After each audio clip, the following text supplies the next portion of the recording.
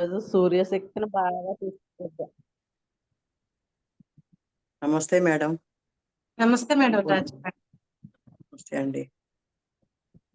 నమస్తే అండి. ముందుగా మనందరి గురువు గారైన బ్రహ్మశ్రీ పత్రిజీ అమ్మ స్వర్ణమాలమ్మ సతీ సమేత సప్తఋషులకు అనంతకోటి ఆత్మ ప్రణామాలు తెలుపుకుంటూ ప్రతిరోజు అద్భుతంగా ముందుకెళ్తున్న సతీ సమేత సప్తఋషుల జూమ్ సెక్షన్లో భగవద్గీత అమృత సారాన్ని తెలియజేయటానికి great senior pyramid master Annapurna madam జూమ్కి వచ్చి ఉన్నారు. వారికి సప్తఋషుల టీం తరఫున ఘన స్వాగతం తెలుపుతోంది. స్వాగతం మేడం, సుస్వాగతం. Thank you madam. అందరికీ శుభోదయం. అందరికీ శుభోదయం. జై శ్రీరామ్. జ్ఞాన గురువు బ్రహ్మర్షి పితామహ పత్రిజీకి నా ఆత్మ ప్రణామాలు. ఉన్నాయండి కాయలు పోయినాయి ఆ దుప్పట్లో. మేడం మ్యూట్ లో పెట్టుకోండి.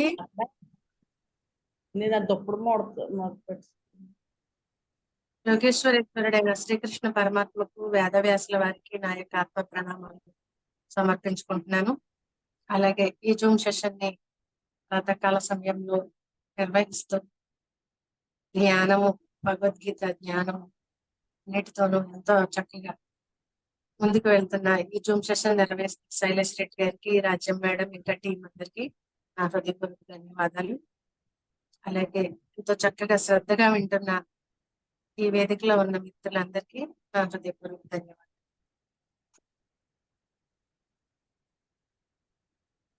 మనము భగవద్గీత 7వ అధ్యాయంలో ఉన్నామండి. నిన్న మనం అనేక జన్మలు ఎత్తిన తర్వాత, అంటే బహునాం జన్మనామంతే జ్ఞానవాన్ మాం ప్రపద్యతే వాసుదేవ సర్వమిదం సమహాత్మ సుదుర్లభ. మానవుడు అనేక జన్మలు ఎత్తిన తర్వాత ఏదో ఒక సమయంలో ఈ యొక్క ధ్యాన సాధన గురించి తెలుసుకుంటాడు, ఆ స్థితికి వస్తాడు. వచ్చినప్పుడు ఈ జ్ఞానాన్ని పొందుతాడు. ఏదో ఒక సమయంలో జ్ఞానవంతుడే సమస్తము ఆ యొక్క పరమాత్మే అనే సత్యాన్ని తెలుసుకుంటాడు అని చెప్పారు. అదే ధ్యాన సాధనలోకి వస్తాం. ఏదో ఒక సమయంలో మనకి కొన్ని జన్మల తర్వాత మన యొక్క స్థితులు మారుతూ ఉన్నప్పుడు మన యొక్క గత జన్మల సుకృతం వల్ల ఈ ధ్యాన మార్గం మనకు అందించబడుతుంది. ఆ అందించబడిన ధ్యాన మార్గాన్ని, సాధన మార్గాన్ని వదిలిపెట్టకుండా ఎవరైతే సాధన చేస్తూ ఉంటారో వారు నేను వేరు, భగవంతుడు వేరు కాదు అనే సత్యాన్ని, సర్వం వ్యాపించుకున్నది ఆ పరమాత్మే, నాలో ఉన్నది ఆ పరమాత్మే, సర్వం వ్యాపించుకున్నది ఆ పరమాత్మే అనే సత్యాన్ని అర్థం చేసుకుంటారు. ఇక్కడ ఇంకొక శ్లోకం కూడా మనం నిన్న తెలుసుకున్నామండి.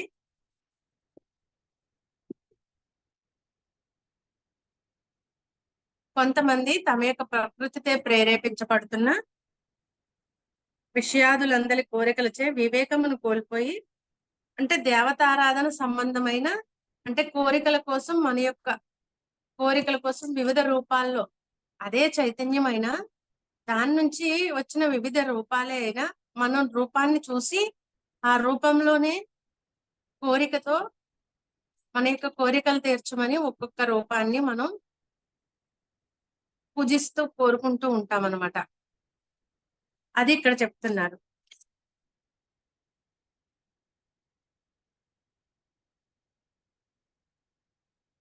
కామైస్తైస్తర్య తతజ్ఞాన ప్రపద్యంతే అన్యదేవత తం తం నియమాస్తాయ ప్రకృత్యా నీతాస్వయ. అంటే ప్రకృతిచే ప్రేరేపించిన మన గుణాలు ఉన్నాయి కదా, ప్రకృతితే ప్రేరేపించబడ్డ ఆ మాయ, ఆ మనస్సు, బుద్ధి, అహంకారము, ఈ మాయలో మనం చిక్కుకొని మనం కోరికలతో ఏ దేవుడైతే మన కోరికలు తీరుస్తాడో, ఏ దేవుడైతే మన కష్టాలు తీరుస్తాడో అని భగవంతుళ్ళని మారుస్తూ మన కోరికలతో పూజలు చేస్తూ రూపాన్నే పూజిస్తూ రూపంలోనే ఉంటాం మనం. అన్నీ ఆ మూల చైతన్యం నుంచి వచ్చినవే. ఆ రూపాలన్నీ ఆ మూల చైతన్యం నుంచి వచ్చినవే. కానీ మనం రూపాలని చూస్తున్నాము. అంటే ఎందుకు రూపాలను చూస్తున్నాము అంటే అప్పటి మన స్థితి ఏంటి? శారీరక స్థితి. మనం శారీరక స్థితిలో ఉన్నప్పుడు భగవంతుణ్ణి కూడా ఆ దేహ స్థితిలోనే చూస్తామట. అంటే నేను కేవలం శరీరము, ఈ బాహ్య ప్రపంచమే సత్యము అనే అజ్ఞానంలో మనం ఉన్నప్పుడు ఏమవుతుంది? మనం భగవంతుడిని కూడా రూపంలోనే చూడడానికి ఇష్టపడతాం. ఇంకెవరైనా భగవంతుడు నిరాకారుడు అని చెప్తే ఒప్పుకోము, జ్యోతి స్వరూపుడు అని చెప్తే ఒప్పుకోము. ఎందుకు ఒప్పుకోమంటే మనకు తెలియదు కదా, నిరాకార స్వరూపం గురించి తెలియదు. ఎందుకంటే మన లోపలికి మనం వెళ్ళలేదు, మనం ఆత్మను అనుభూతి చెందలేదు, అంతర్ముఖం అవ్వలేదు. కాబట్టి ఈ బాహ్యంగా ఉన్న దానినే సత్యమని నమ్ముతున్నాము. ఏదైతే మాయ అని చెప్పారో ఆ మాయని సత్యమని నమ్ముతున్నాం. ఇదే మన కంటికి కనిపించేదే సత్యమని నమ్ముతున్నాం. అందుకని మనకు కనిపించేవన్నీ రూపాలే కనిపిస్తాయి కళ్ళు తెరిచి ఈ బాహ్య స్థితిలో ఉన్నప్పుడు. అందుకని భగవంతుడిని కూడా మనం రూపంలో చూడడానికే ఇష్టపడుతున్నాం. భగవంతుడిని కూడా ఒక దేహదారుడుగా చూడడానికి ఇష్టపడుతున్నాం, ఒక రూపం. ఆయన నిరాకారుడు నిర్గుణుడు అంటే మనం ఒప్పుకోం, ఆకారం లేదు భగవంతుడి కంటే. కానీ ఆ మూల చైతన్యం నుంచి వచ్చిన రూపాలే ఇవన్నీ కూడా. అందుకని ఏం చెప్తున్నాడు? నా కోరికలతో కొంతమంది ఇలా చేస్తారు. రూపాలని అంటే ఇతర దేవతల్ని, అంటే ఇంకా మనం ఎన్నో పేర్లు పెట్టుకున్నాం కదా, ఈ అన్నిటిని పూజిస్తూ ఉంటారు. అయితే ఏం చెప్పారంటే ఇదంతా ఒక ప్రభుత్వ యంత్రాంగం లాంటిదంట.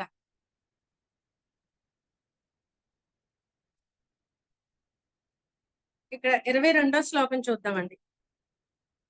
సతయా శ్రద్ధయా యుక్తస్తస్యారాధనా మీహతే లభతే చ తతః కామాన్ మయైవ విహితాన్ హితాన్. మళ్ళీ ఇంకొకసారి చూద్దాం ఈ శ్లోకం. సతయా శ్రద్ధయా యుక్తస్థ ఆరాధనా మీహతే లభతే చ తతః కామాన్ మయైవ విహితాన్ హితాన్. ఏమంటున్నారు? పైన తెలుపబడిన కామ్య భక్తుడు అంటే కోరికలతో కూరుకున్న భక్తులు.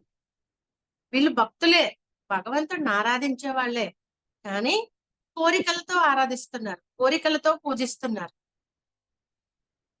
అట్టి శ్రద్ధతో కూడుకుని వాడై ఆయా దేవతల యొక్క ఆరాధనను భావించుచున్నాడు మరియు నాచే విధింపబడిన ఆ ఇష్ట ఫలములను ఆయా దేవతల ద్వారా పొందుచున్నాడు.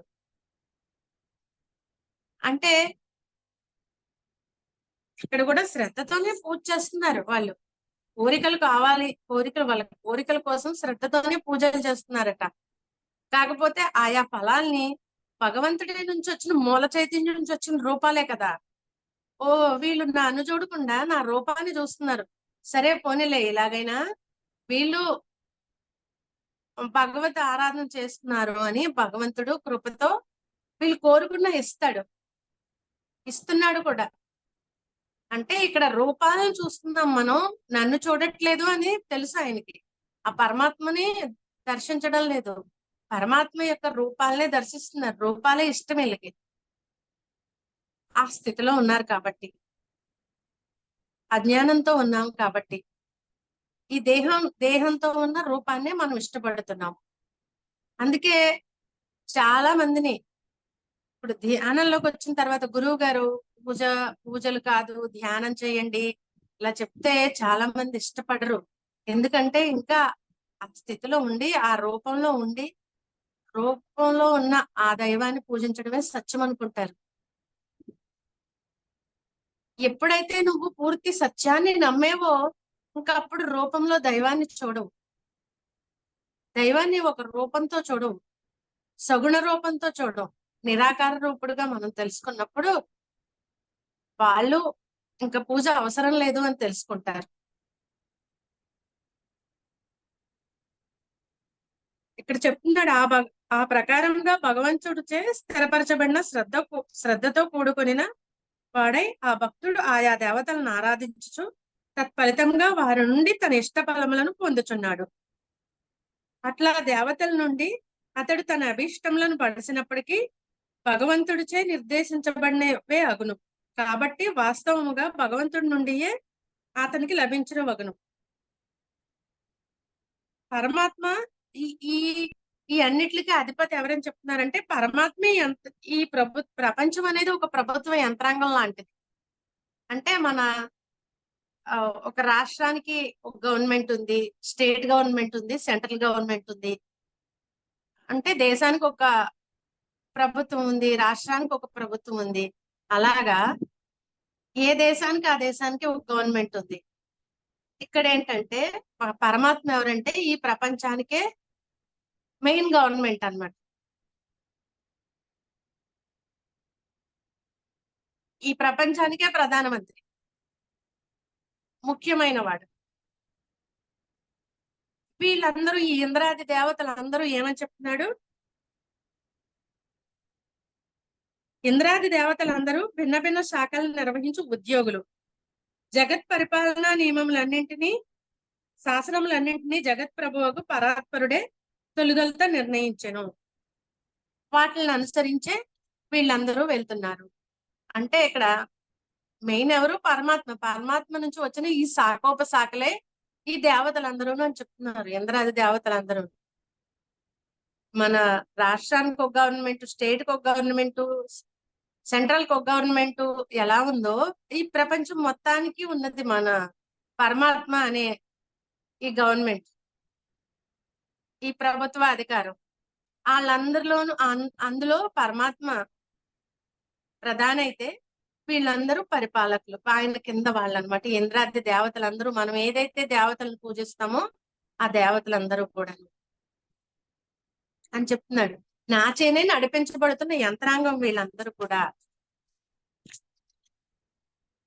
మీరు అంటే అందుకని ఈ దేవతల్ని పూజించే వాళ్ళకు కూడా ఇప్పుడు కోరికలు తీరుతున్నాయి కదా, కోరికలతో పూజలు చేసే వాళ్ళకి కోరికలు తీరుతున్నాయి.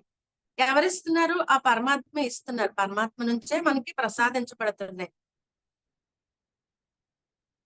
అని చెప్తున్నాడు ఈ శ్లోకంలో. 23వ శ్లోకం చూద్దామండి. అంతవత్ ఫలం తేసాం తద్భవత్యల్ప మేధసాం దేవాన్ దేవయజో యాంతి మద్భక్త యాంతి మామపి. మరలా ఇంకొకసారి చూద్దాం. అంతవత్తు ఫలం తేసాం తద్భవత్యల్ప మేధసాం దేవాన్ దేవయజో యాంతి మద్భక్త యాంతి మామపి. అంటే తాత్పర్యం ఏం చెప్తున్నారంటే అల్పబుద్ధి కలిగిన వారి యొక్క ఆ ఫలము నాశవంతమై ఉన్నది. దేవతలను పూజించు వారు దేవతలనే పొందుచున్నారు, నా భక్తులు నన్నే పొందుచున్నారు. ఇక్కడ ఏం చెప్తున్నారు? ఇవన్నీ మీరు రూపాలను పూజిస్తున్నారు, కోరుకుంటున్నారు, మీ కోరికలు తీరుతున్నాయి, నేనే తీరుస్తున్నాను. ఆ రూపాలన్నీ కూడా నా కింద పనిచేసేవే, యంత్రాంగం లాంటిదే. అయితే ఇవన్నీ ఏంటంటే మనం కోరుకునే కోరికలు. ఈ రూపాలను పూజించి మనం శ్రద్ధతో పూజలు చేసి నాకు ఇది కావాలి అది కావాలి అని ఆ కోరికలతో మనం పొందుతున్నవన్నీ ఏం చెప్తున్నారంటే అల్పబుద్ధి కలిగిన వాళ్ళు అని చెప్తున్నారు. అల్పబుద్ధి కలిగిన వారి యొక్క ఆ ఫలము అది శాశ్వతమైన ఫలం కాదు. మనం ఆ పూజల ద్వారా, ఆ వ్రతాల ద్వారా అన్ని కోరికలు తీర్చుకుంటున్నాము, కానీ దాని వల్ల వచ్చే ఫలితం శాశ్వతమైన ఫలితం కాదు. అంటే నాశవంతమైనది. అంటే కొన్నాళ్ళకి నశించిపోతుంది ఆ ఫలితం. ఏంటి? అనుభవించేస్తే తరిగిపోతుంది కదా. మనం ఆ ఫలం వచ్చింది, మనం ఒక కోరిక కోరుకున్నాము, ఆ కోరిక తీరింది, అనుభవించేసాము, అనుభవించేస్తే కరిగిపోయింది. అందుకని నాశవంతమైంది అన్నాడు ఇక్కడ. నాశవంతమైనది అంటే తరిగిపోయేది. దేవతలను పూజించేవారు, ఆరాధించేవారు వాళ్ళనే పొందుతారట. అంటే ఆ రూపాన్ని ఆరాధించేవారు రూపాన్నే పొందుతారు. నా భక్తులు నన్నే పొందుతారు అంటే పరమాత్మను తెలుసుకున్న వాళ్ళు మనకి ఇంతకు ముందే చెప్పాడు 4 రకాలైన వాళ్ళ గురించి. ఆర్తులు, జిజ్ఞాసులు, అర్థార్థులు, జ్ఞానులు. ఇప్పుడు ఈ ఈ 4వ రకం వాళ్ళే శ్రేష్టమైన వాళ్ళు అని చెప్పాడు. జ్ఞానులే శ్రేష్టమైన వాళ్ళు ముగ్గురులోకిను. ఈ నలుగురు పుణ్యాత్ములే, కానీ ఈ ముగ్గురులోకి జ్ఞానులే శ్రేష్టమైన వాళ్ళు. వాళ్ళు నన్ను ప్రేమిస్తారు, నేనంటే ఎంతో ప్రియంగా ఉంటారు, అంటే ఎప్పుడు ఆత్మస్థితిలో ఉంటారు. అలాగే నేను కూడా వాళ్ళంటే ఎంతో ఇష్టపడతాను. అటువంటి వాళ్ళు నాకు ప్రియమైన వాళ్ళు జ్ఞానులే అని అంటే ఆత్మజ్ఞానం పొందిన వాళ్ళు హయ్యర్ స్టేజ్ అని చెప్తున్నాడు భగవానుడు. ఈ ముగ్గురి కన్నా ఆత్మజ్ఞానులది హయ్యర్ స్టేజ్ అని చెప్తున్నాడు. ఇక్కడ ఈ కోరికలతో ఈ ఫలాలు నేను ఇస్తాను, కానీ వాళ్ళు ఏదైతే రూపాన్ని పూజించి రూపంలోనే భగవంతుడిని చూస్తున్నారో వాళ్ళ రూపాన్నే పొందుతారంట. కాకపోతే నా భక్తులు నన్నే పొందుతారంటే ఈ ఆత్మజ్ఞానులు ఎవరైతే ఉన్నారో ఆ ఆత్మజ్ఞానులు ఆ పరమాత్మనే స్వయం పొందుతారు. అంటే ఆ పరమాత్మ యొక్క స్థితిలోకి మనం వెళ్ళిపోతాం కదా. ఇక్కడే ముందే చెప్పాడు కదా, నేను వేరు, ఆత్మజ్ఞాన స్థితిలో ఉన్న వాళ్ళకి నేను వేరు వారు వేరు కాదు, మేమిద్దరం ఒకటే. ఎవరైతే ధ్యాన సాధన చేస్తున్నారో అప్పుడు మనం ఏం తెలుసుకుంటున్నాము, నేను వేరు భగవంతుడు వేరు కాదు అని జ్ఞానం మనకి అర్థమవుతుంది కదా. అప్పుడు భగవంతుడు కూడా అదే చెప్తున్నాడు, మీరు వేరు నేను వేరు కాదు. ఇంకా ఆ స్థితిలో మీరు ఆత్మస్థితిలో ఉన్నప్పుడు ధ్యాన సాధన చేసి వెంటనే తెలుసుకోలేము, కొన్నాళ్ళు సమయం పడుతుంది. ఆ సమయం పట్టి మనం ఎప్పుడైతే అవగాహన ఆత్మని అనుభూతి చెందేమో అదే ఆత్మ సాక్షాత్కారం అన్నాడు కదా, అది చెందేమో అది పొందేమో మనము, అప్పుడు భగవంతుడు వేరు నేను వేరు కాదు అనే జ్ఞానం మనకి అర్థమవుతుంది. భగవంతుడు కూడా అదే చెప్తున్నాడు, ఆ స్థితికి వచ్చిన వాళ్ళు వేరు నేను వేరు కాదు, మేమిద్దరం ఒక్కటే. అందుకే నా భక్తులు నన్నే పొందుతారు. అంటే ఎవరైతే అంతర్ముఖం అవుతారో, ఎవరైతే ధ్యాన సాధన చేస్తూ ఉన్నారో వాళ్ళు ఆ పరమాత్మనే పొందుతారు. ఈ రూపాలను పూజించే వాళ్ళు రూపాలనే పొందుతారంట. ఏది మూలము? మూల చైతన్యం ఏది? పరమాత్మ. ఈ సృష్టికి మూల చైతన్యం పరమాత్మ. మనం ఎవరిని పట్టుకోవాలి? మనం ఇంతకు ముందు చెప్పుకున్నాం, ఎన్నిసార్లు చెప్పుకున్నా చెప్పుకోవాల్సి వస్తుంది. కౌరవులు ఎవరిని పట్టుకున్నారు, పాండవులు ఎవరిని పట్టుకున్నారు? అదే కౌరవులు మనం కోరుకునే కోరికలు, ఈ ప్రాపంచికంగా ఉన్న కోరికలను కోరుకుంటాం కదా, అలాగే కోరుకుని వాటిల్ని పట్టుకున్నారు. పాండవులు పరమాత్మని పట్టుకున్నారు. ఎవరు గెలిచారు? పాండవులే గెలిచారు. ఎవరు రాజ్య సుఖాలను అనుభవించారు? పాండవులే అనుభవించారు. మరి కౌరవులు కోరుకున్నవి నాశవంతమైనవే కదా. వాళ్ళు మొత్తం అన్ని ఓడిపోయారు అంటే వాళ్ళ సైన్యము అంతా నాశవంతమైందే కదా, శాశ్వతమైంది కాదు అది. అవన్నీ ఆ అశాశ్వతమైన వాటిని కోరుకున్నారు కౌరవులు. వాళ్ళు అలాగే అయిపోయారు. శాశ్వతమైన దాన్ని కోరుకున్నారు పాండవులు. వాళ్ళు చక్కగా భోగాలను అనుభవించారు, భూమి మీద ఉండగా రాజ్యాన్ని పొందారు. అంటే వాళ్ళు ఆ యుద్ధాన్ని మనం జీవితం అనే యుద్ధ రంగంగా తీసుకుంటే, మన జీవితం అనే యుద్ధ రంగంలో మనం ఎవరిని పట్టుకుంటే భోగంగా ఉంటాము, ఎవరిని పట్టుకుంటే దుఃఖంతో ఉంటాము అనేది మనం తెలుసుకోవాలి. ఇక్కడ ఇచ్చిన జ్ఞానం ఇచ్చేసాడు పరమాత్మ. దాన్ని నేను ఇక్కడ పరమాత్మ ఇచ్చిన దాన్ని నేను మీకు చెప్తున్నాను. ఈ భగవద్గీతలో ఉన్న సారం ఏదైతే ఉందో అదే చెప్తున్నాను. ఇప్పుడు మనం నిర్ణయించుకోవాల్సింది మాత్రం మనం ఏంటంటే, నేను పరమాత్మను పట్టుకోవాలా, రూపాన్ని పట్టుకోవాలా? ఏది మూల చైతన్యం ఉంది, ఏది సత్యమైంది, ఇది మనం తెలుసుకుని దాన్ని అనుసరించి మనం వెళ్ళాలన్నమాట. అదే ఆచరణ. భగవద్గీతని తెలుసుకుని ఆ జ్ఞానాన్ని ఆచరణలో పెడితేనే మనం ముందుకు వెళ్తాం. నిన్న సునీత మేడం చెప్పారు వినాయకుడు ఇచ్చిన సందేశాన్ని, ఎంత అద్భుతంగా ఉంది. మీరు జ్ఞానాన్ని పొందినా దాన్ని ఆచరణలో పెట్టకపోతే ఉపయోగం లేదు అని వినాయకుల వారి సందేశంలో నిన్న మనం విన్నాము. ఎంతో చక్కగా ఉంది వినాయకుల వారి సందేశం. సునీత మేడం చాలా అద్భుతంగా మీరు దాన్ని ఎక్స్ప్లెయిన్ చేశారు. మరి ఇంత అదే ఇప్పుడు భగవద్గీతలో చెప్పేది కూడా అదే కదా, ఆచరణ. ఆచరించకపోతే ఏం ఉపయోగం లేదు. మనం ఎంత జ్ఞానాన్ని పొందినా ఏం తెలుసుకున్నా ఆచరణలో పెట్టకపోతే అది మనకి ఎందుకు ఉపయోగపడదు.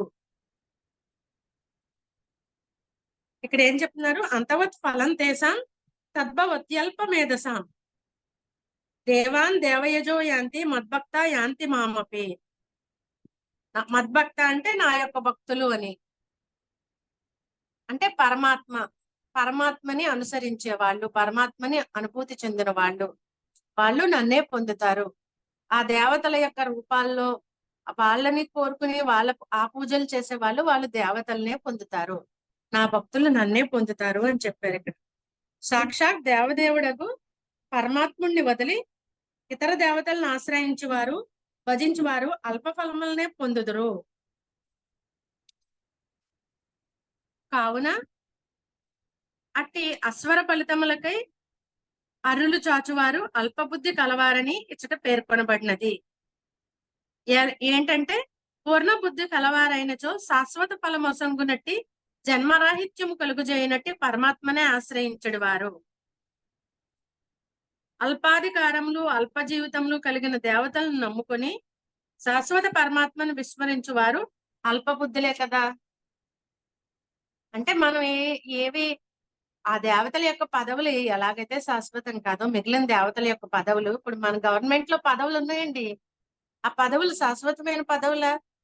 ఎమ్మెల్యే, ఎంపీ ఈ సంవత్సరం ఇంకొకళ్ళు ఎమ్మెల్యే అవుతారు, ఇంకో సంవత్సరం ఇంకొకళ్ళు ఎమ్మెల్యే అవుతారు. మినిస్టర్స్ అందరూ మారిపోతారు కదా.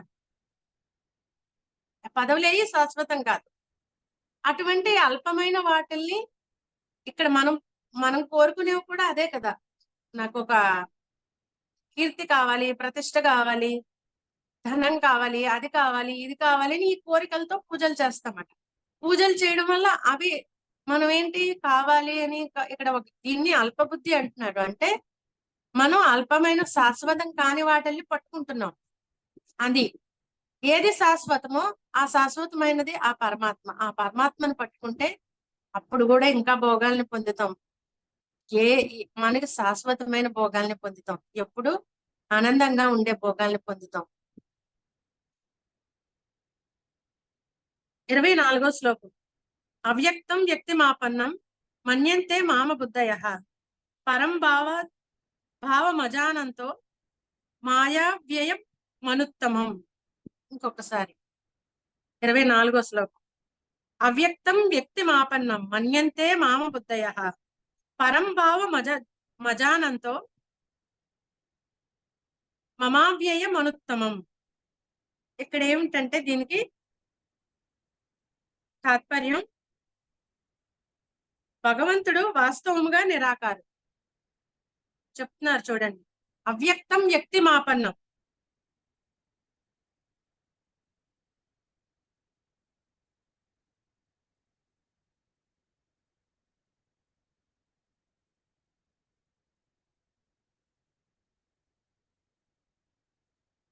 అవ్యక్తం అంటే ఈ బాహ్య నేత్రాలకు కనపడకుండా ఉండేది, ఈ బాహ్య నేత్రాలకి గోచరం కానిది, అవ్యక్తంగా ఉండేది. వ్యక్తిం ఆపన్నం అంటే పాంచభౌతిక దేహమును పొందినవానిగా తలంచుచున్నారు. నన్ను ఏం చేస్తున్నారు జనులు అంటే, నేను ఒక పాంచభౌతిక దేహానిగా చూస్తున్నారు, నన్ను అలాగే తలుస్తున్నారు, అలాగే పూజిస్తున్నారు. కానీ ఆయన ఎలాంటి వాడు అంటే అవ్యక్తం, అంటే ఈ బాహ్య నేత్రాలకు కనిపించేవాడు కాదు. నన్ను ఒక రూపంగా చూస్తున్నారు, నేను కానీ రూపాన్ని కాదు, అవ్యక్తంగా ఉండేవాడిని, కేవలం దివ్య నేత్రానికే గోచరించేవాడిని. ఈ బాహ్య నేత్రాలకి నేను కనిపించను, బాహ్య నేత్రాలతో నన్ను ఎవరూ దర్శించలేరు. అందుకే కదా లలితా సహస్రంలో ఏం చెప్పింది? అంతర్ముఖ సమారాధ్య బహిర్ముఖ సుదుర్లభ.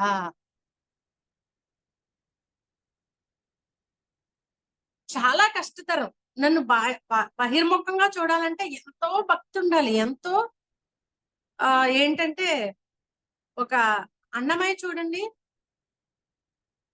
నాకు కనపడతలేదు, నాకు కనపడతలేదు, రూపంగా కనపడతలేదు, నీ ఎంత తప్పించిపోయాడు, అంత భక్తుడు అయ్యుండి రూపంలో ఉన్నంతసేపు భగవంతుడిని నాకు కనిపించడం లేదేంటి అని ఎంత తప్పించిపోయాడు.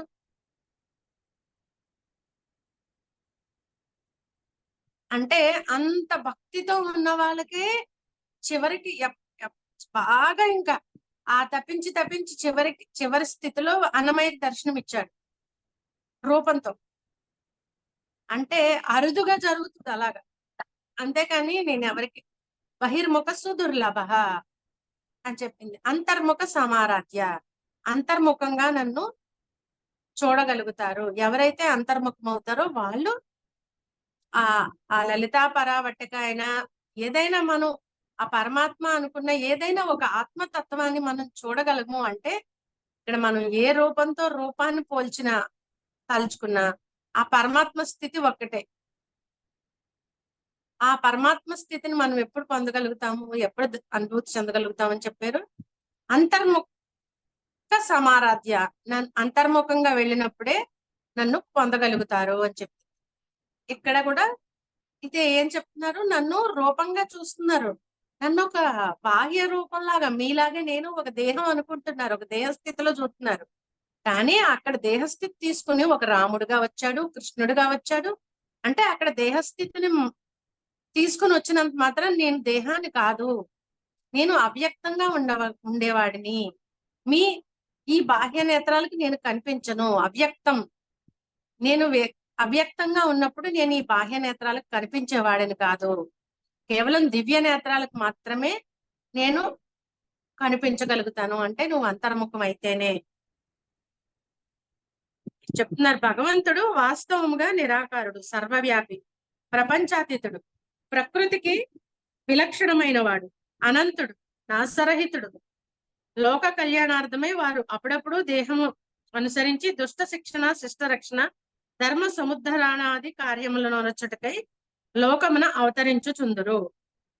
మాయను స్వాధీనపరుచుకున్న వారు కనుక వారు తన ఇష్ట ప్రకారము దేహమును గ్రహించుటకు త్యజించుటకు శక్తి కలిగి ఉందరు. చూసారండి ఎంత అద్భుతంగా వివరణించారో.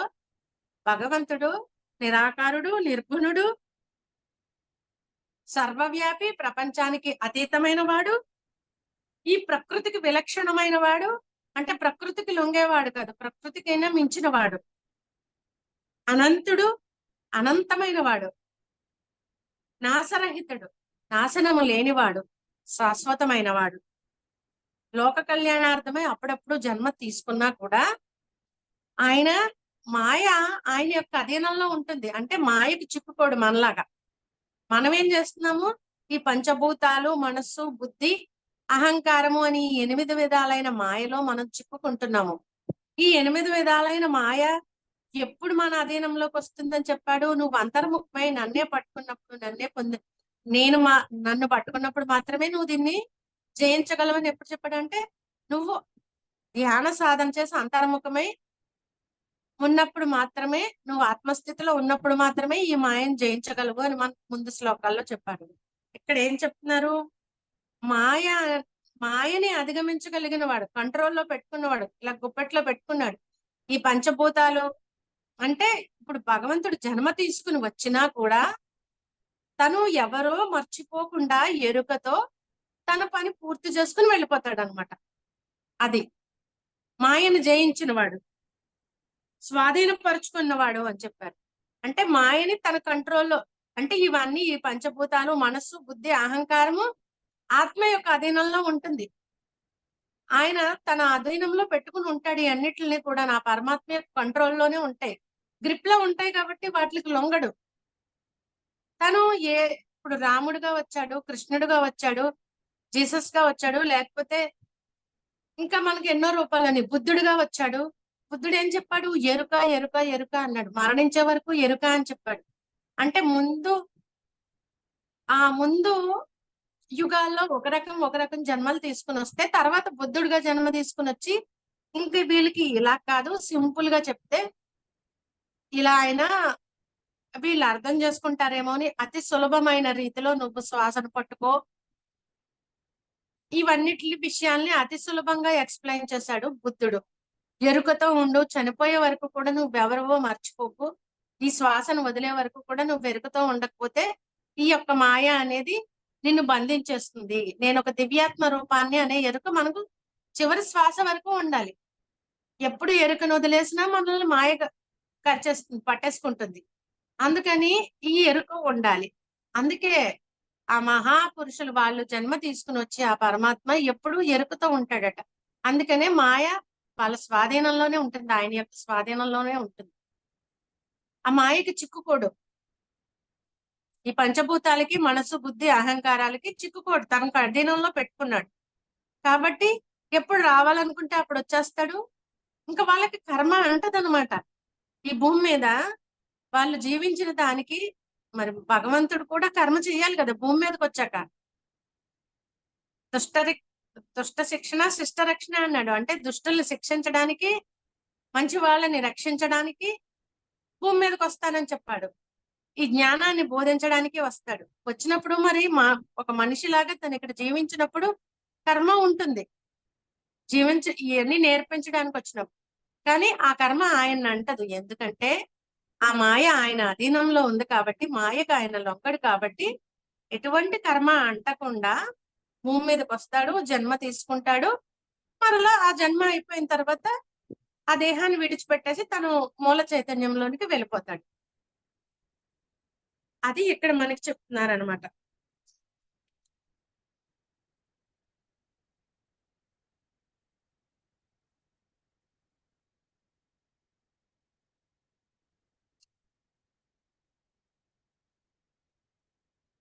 నామరూపాత్మకమైన ఆ దేహము వారి పరిపూర్ణ రూపము కాదు, భక్తులను అనుగ్రహించుట కొరకు తాత్కాలికముగా గ్రహించినదే అగును.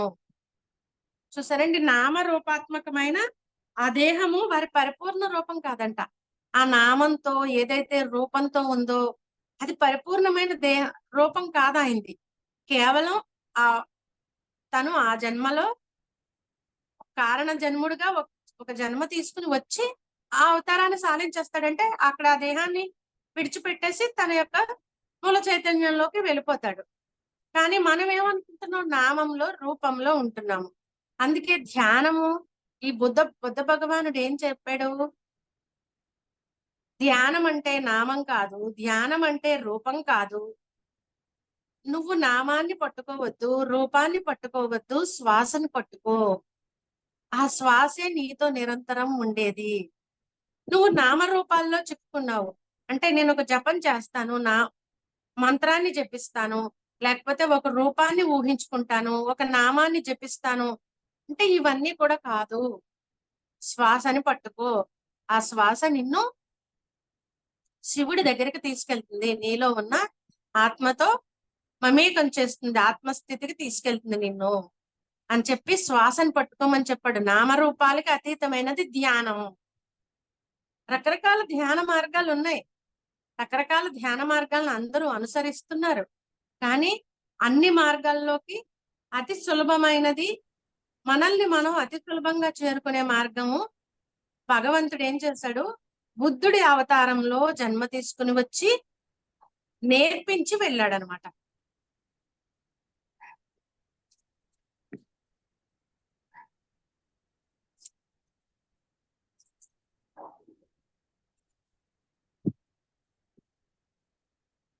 ఎంత అద్భుతంగా వివరించారో చూడండి. ఇప్పుడు మనల్ని మనం మన లోపలికి మనం వెళ్ళి ఒకసారి కళ్ళు మూసుకుని నేను ఇప్పుడు ఏ స్థితిలో ఉన్నాను అంటే మన స్థితి మనకు అర్థమైపోతుంది. మనల్ని ఇంకేం మార్చుకోవాలి అన్నా కూడా మనకు అర్థమవుతుంది. ఇంకా నేనేం మారాలి నా లోపల అని మనకి మనంగా ఏం చెప్పాడు, ఉద్ధరేది ఆత్మన ఆత్మానం ఆత్మావసాదయే ఆత్మైవ ఆత్మను పందురాత్మైవ రిపురాత్మన. అంటే నిన్ను నువ్వే ఉద్ధరించుకోవాలి, నిన్ను నువ్వే ఉన్నతీకరించుకోవాలి. బయట ఉన్న వాళ్ళు ఎవ్వరూ నిన్ను ఉన్నతీకరించలేరు. నీ ఆత్మోన్నతికి నీ ఆత్మోన్నతిని పొందడానికి నువ్వే మార్చుకోవాలి, నిన్ను నువ్వే ఉద్ధరించుకోవాలి అని చెప్పాడు. అందుకే బుద్ధ భగవానుడు చెప్పింది, ఇక్కడ పరమాత్మ చెప్పింది ఒకటే. చూసారండి, భగవద్గీతలో కృష్ణుడు చెప్పింది, బుద్ధుడు చెప్పింది ఒకటే. బుద్ధుడు ఏం చెప్పాడు? బుద్ధుడుగా వచ్చి సింపుల్ గా చెప్పేశాడు, మధ్య మార్గంలో ఉండు అని. ఇక్కడ నువ్వు అన్ని రకాల్లోనూ సమస్థితిలో ఉంటేనే యోగి అవుతాడు అని భగవద్గీతలో చెప్పాడు. యుక్తాహార విహారస్య యుక్త చేష్టస్య కర్మసు యుక్త స్వప్నావబోధస్య యోగో భవతి దుఃఖః. నువ్వు ఎందులోనూ అతి వద్దు, మితి వద్దు. అంటే తినకుండా ఉండొద్దు, అస్సలు తినకుండా నిరాహారిగా ఉండొద్దు, అలాగని అతిగా తినొద్దు, అతిగా నిద్రపోవద్దు, అలాగని పడుకోకుండాను ఉండొద్దు. ఏ కర్మలు చేయాలో ఆ కర్మలు చేయి. నువ్వు ఎలా అన్నిట్లోనూ కూడా సమస్థితిలో ఉండు. ఆ సమస్థితిలో ఉన్నవాడే దుఃఖాన్ని జయించిన యోగి అని చెప్పాడు భగవద్గీతలో. అక్కడ మీరు మధ్య మార్గంలో జీవించండి, అన్నిట్లోనూ అన్ని విషయాల్లోనూ కూడా మధ్య మార్గంలో జీవించండి. ఏది అంటే ఇంకా సింపుల్ గా చెప్పేశాడు అనమాట. మనకి ఇంకా సింపుల్ గా అర్థమయ్యేలాగా బుద్ధ భగవానుడు చెప్పాడు. 4 ఆర్య సత్యాల్ని మనకు వివరించాడు. దుఃఖం దేని వలన వస్తుంది? దుఃఖం తృష్ణ వలన వస్తుంది. ఆ దుఃఖాన్ని అధిగమించాలంటే అష్టాంగ మార్గాన్ని పట్టుకోండి.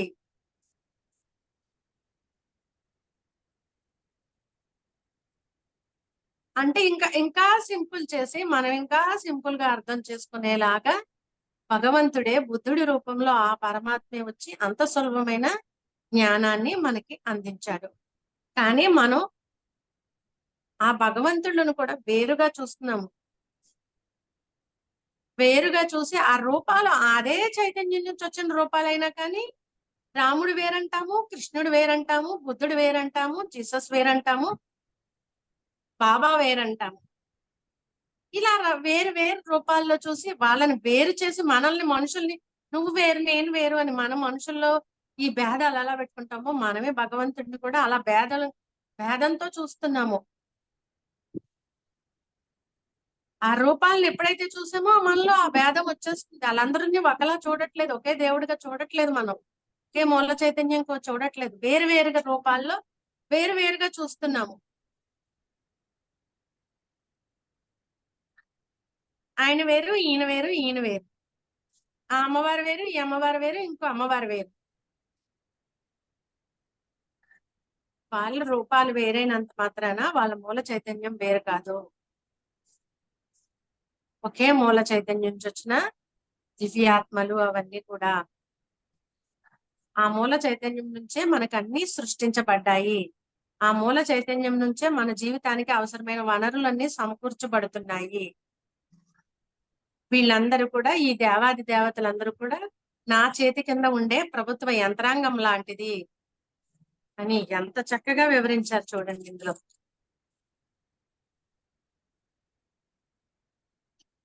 మనం 27వ శ్లోకానికి వెళ్దాం.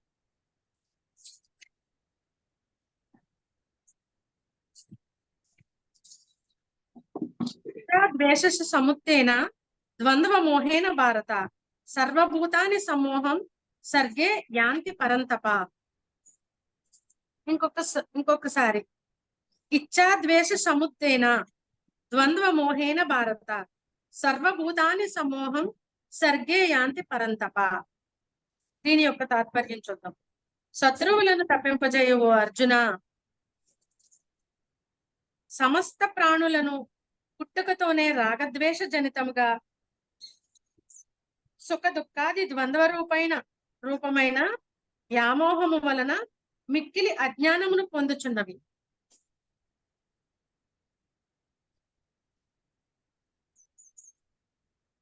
అంటే ఇక్కడ శత్రువులను రకరకాలుగా పిలుస్తాడు కదా అర్జునుడిని. ఇక్కడ ఏమంటున్నాడు? శత్రువులను తప్పింపజేసే ఓ అర్జున,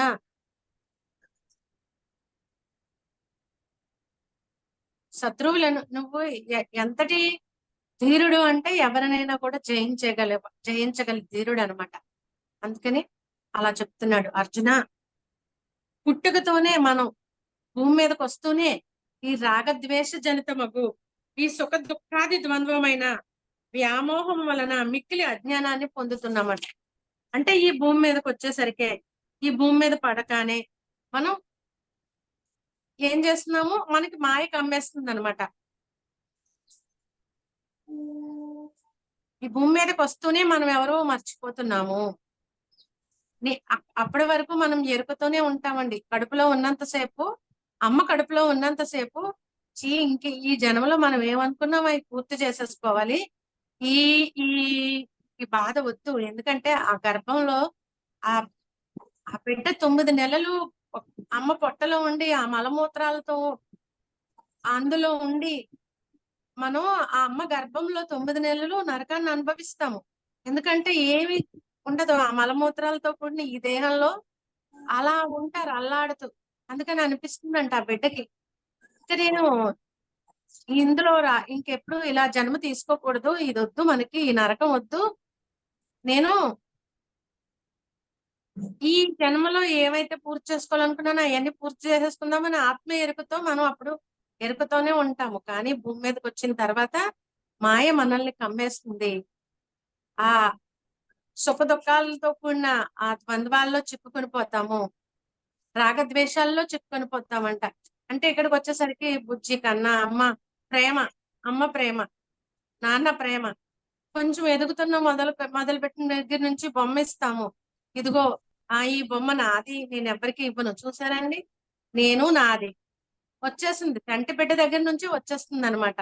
అంటే మనం పరమాత్మని ఎరుకను కోల్పోతున్నాం. నేను ఒక ఆత్మస్వరూపాన్ని, దివ్యాత్మ స్వరూపంగా వచ్చాము అనేది ఈ భూమి మీద పడేటప్పటికే మనం ఆ ఎరుకను కోల్పోతున్నాం అనమాట. ఈ ప్రపంచంలోకి వచ్చేసరికి సమస్త జీవులు కూడా పుట్టుకతోనే ప్రబలమైన అజ్ఞానాన్ని పొందుతున్నామంట. పుడుతూనే అన్ని మాయలో చిక్కుకుపోతున్నాం అనమాట, అజ్ఞానంలో ఉండిపోతున్నాం. ఇది మహామాయ. ఈ మహామాయ వాళ్ళని ఆవరించే ఉంది. అందువల్లనే వారు పరమాత్మని దర్శింపలేక సంసార కోపమున చిక్కుకొని పోతున్నారు, మోక్షమును బడయజాలకున్నారు. అది సామాన్యమైన అజ్ఞానం కాదు, మిక్కిలి దట్టమైనది. కనుకనే మోహం అని చెప్పక సమోహం అని చెప్పారు. సుఖ దుఃఖ ద్వంద్వాది రూపముకు వ్యామోహము అదియో ఇచ్ఛాద్వేషముల వలన కామక్రోధముల వలన పుట్టుచున్నది. అంటే ఒక కోరికలు, ద్వేషాలు వలన, కామక్రోధాల వలన, మన ఇష్టాలు, మనం ఇష్టమైనవి దక్కకపోతే ద్వేషము, ఈ కామము, క్రోధము, వీటి వలన మోహం కలుగుతుంది మనకి. ఆ మోహంలో చిక్కుకుపోతున్నాం మనం ఈ భూమి మీద పడుతుండగానే. అందుకే పరమాత్మని మనం దర్శించలేకపోతున్నాము. ఈ దట్టమైన ఈ అజ్ఞానం ఎలాంటిదంటే ఇంకా మామూలుది కాదని చెప్తున్నాడు అనమాట. అందుకే దీన్ని మోహము అన్నారు అని చెప్పి. మోహం అని చెప్పుకుంటే సమ్మోహం అంటే ఇంకా దానిని మించింది అనమాట. అంతటి అజ్ఞానంలో మనం పడిపోతున్నామట. ఎందుకు? ఈ రాగద్వేషాల్లో చిక్కుకుపోవడం వల్ల, ఈ సుఖ దుఃఖాలు అనే ద్వంద్వాల్లో చిక్కుకోవడం వల్ల మనకి ఇంకా మాయ కమ్మేస్తుంది. ఇంకా పరమాత్మని దర్శించలేకపోతున్నాం, బాహ్యాన్నే చూస్తున్నాము.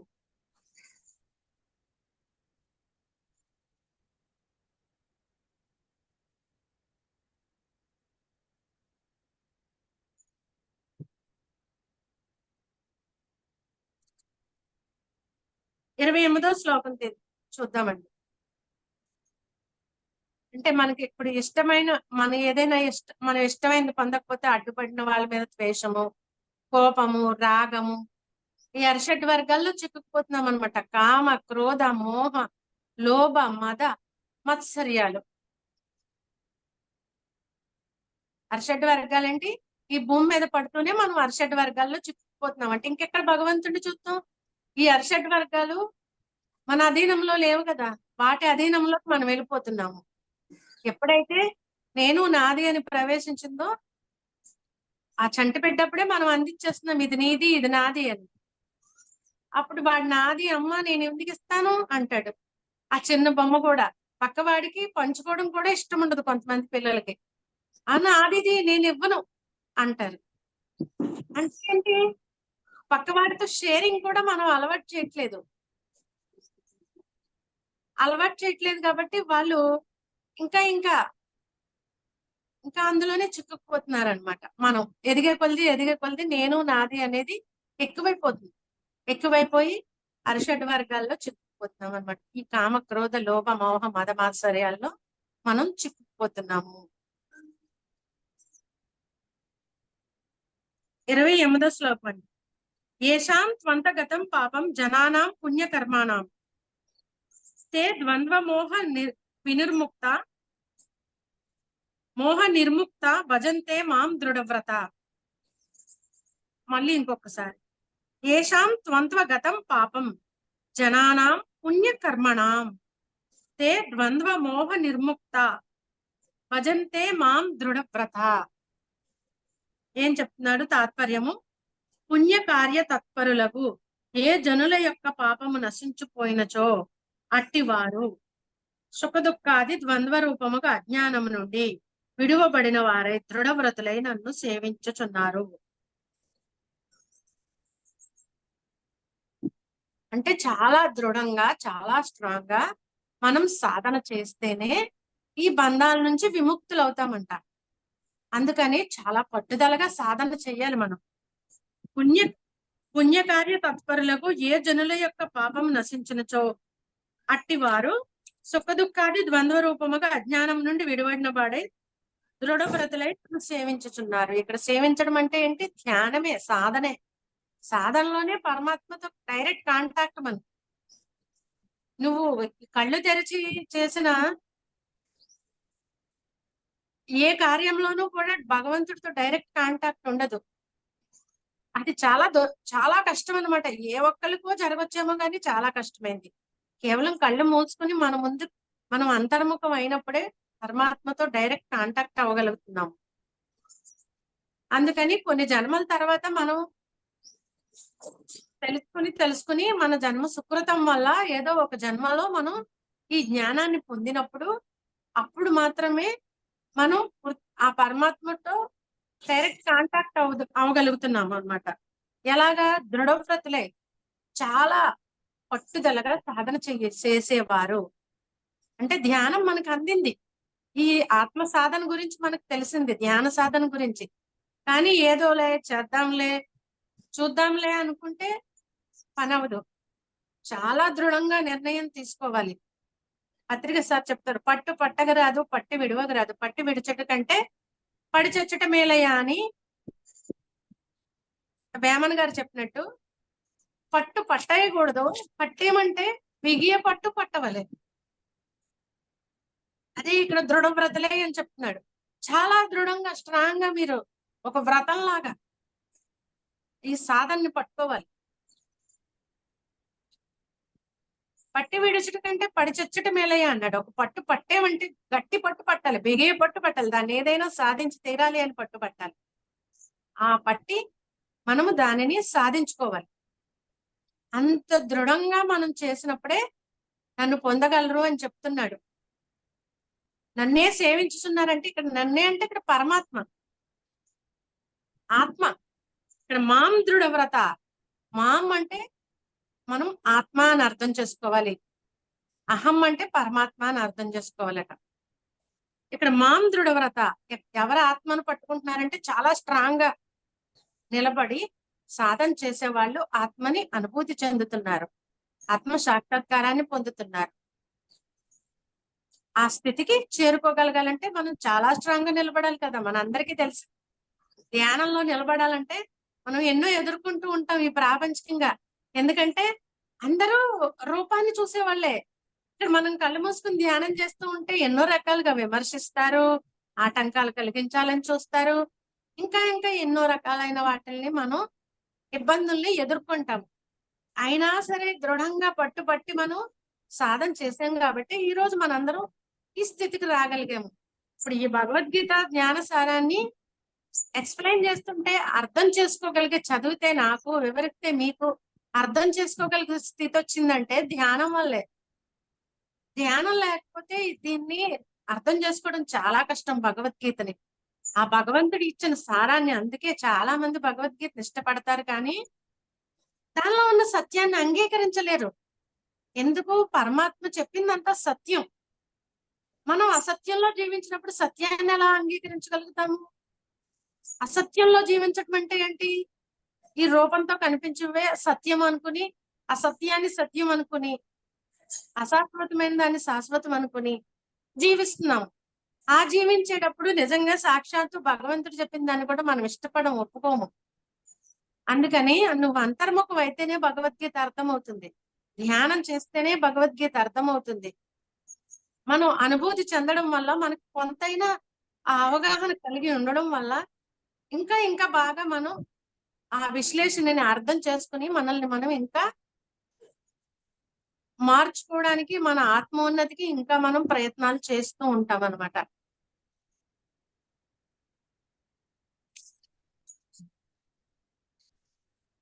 ఇరవై 29వ శ్లోకం చూద్దాం. జరామరణ మోక్షాయ మామశ్రిత్య యతంతి ఏ తే బ్రహ్మ తద్విదుః కృష్ణం అధ్యాత్మం కర్మ చాకిలం. జరామరణ మోక్షాయ మామాశ్రిత్య యతంతి ఏ తే బ్రహ్మ తద్విదుః కృష్ణం అధ్యాత్మం కర్మ చాకిలం. అయిపోయిందండి, ఈ అధ్యాయం అయిపోయింది. అందుకే ఈ శ్లోకం కూడా చెప్పేస్తున్నాను. ఇంకొక టైం అయిపోయింది కానీ ఇంకొక 5-10 minutes. ఏం చెప్తున్నాడంటే తాత్పర్యం, ఎవరు వార్ధక్యమును మరణమును పోగొట్టుకొనుట కొరకు నన్ను ఆశ్రయించి ప్రయత్నం చేయుచున్నారో వారు సమస్త ప్రత్యేగాత్మ స్వరూపమును సకల కర్మమును ఆ బ్రహ్మమే అని తెలుసుకుందరు. అంటే జీవుడు సంసార దుఃఖ విముక్తి కొరకు, పరమానంద ప్రాప్తి కొరకు భగవంతుడిని ఆశ్రయించి లక్ష్య సాధనకై ప్రయత్నించుచున్నాడు. అప్పుడు జనన మరణములు, జరావ్యాధులు మున్నగు వారితో కూడిన ఈ సంసార దుఃఖం అతి భయంకరమైనదని దాన్ని విడుదల పొందడకై మనం ప్రయత్నం చేస్తున్నాం. సంసార దుఃఖం అంటే ఏంటి? జనన మరణ చక్రం. మనం తెలుసుకున్నాం. సంసార దుఃఖాల నుంచి బయటపడడం అంటే ఏంటి? జనన మరణ చక్రం నుంచి బయటపడటానికి. జరా మరణము, పుట్టుక మరణము, వార్ధక్యము, ముసలితనము. బుద్ధుడు ఏం చేశాడు? బుద్ధుడు దేని గురించి తెలుసుకోవాలని సాధనలు చేశాడండి. ఇంటి నుంచి బయటకు వెళ్ళని వాడు రాజబిడ్డగా తండ్రి ఎప్పుడైతే నువ్వు సన్యాసిగా ఆయన సిద్ధాంతులు వచ్చి ఆ బుద్ధుడి యొక్క జాతక చక్రాన్ని చూసి, అయితే పెద్ద చక్రవర్తి అవుతాడు, లేదంటే యోగి అయిపోతాడు అని చెప్పారు. యోగి అయ్యే లక్షణాలు ఎక్కువగా ఉన్నాయి, యోగిగా మారిపోతాడని. అయితే అప్పుడు భయం పట్టుకుని తండ్రి శుద్ధోదన మహారాజు బుద్ధుడిని బయటకు పంపించకుండా ఇంట్లోనే బంధించి పెంచాడు. ఇంట్లోనే బంధించి పెంచితే అప్పుడు బుద్ధుడు బయట ప్రపంచం తెలీదు, తన చుట్టూ రాజభోగాలు ఉన్నాయి, సౌఖ్యాలు ఉన్నాయి, ఏ దుఃఖం తెలీదు, ఏ కష్టం తెలీదు. అలాగ పెరిగేశాడు. అదే నిజం అనుకున్నాడు. ఎప్పుడైతే బయటకు అడుగు పెట్టాడో, ఒకసారి విహారానికి బయటకు వెళ్ళాడో, తండ్రి పర్మిషన్ తీసుకుని పోన్లే కదా వెళ్ళనీయే అనుకున్నాడు తండ్రి. కాకపోతే ఆ వీధుల్లో వెళ్ళేటప్పుడు కూడానంట ఏం చేశాడంటండి శుద్ధోదన మహారాజు, బుద్ధుడు వెళ్ళే వీధులన్నీ కూడా ఎంతో ఆనందంగా, ఎంతో వేడుకలాగా ఉండేలాగా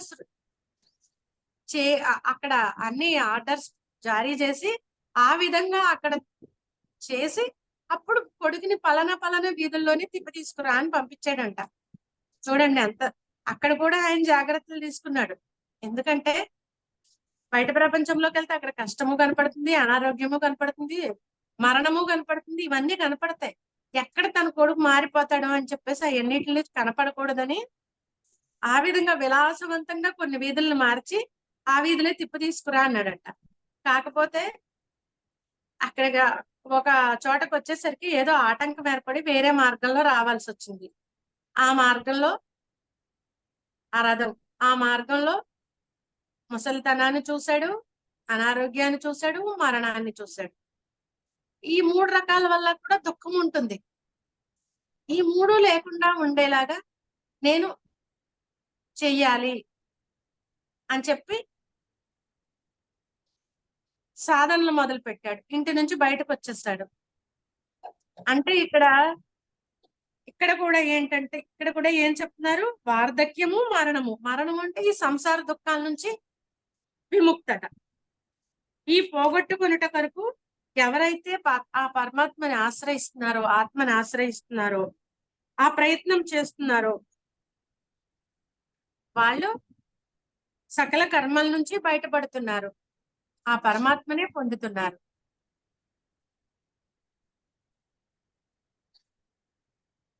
జరామరణ మోక్షాయ మామాశ్రిత్య యతంతిమే అన్నాడు.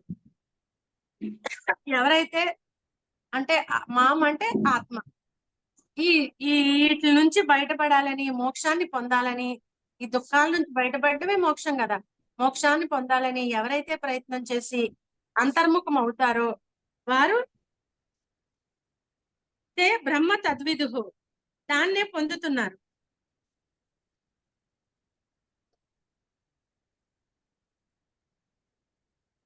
తాను ఆ బ్రహ్మనే తెలుసుకుంటారట.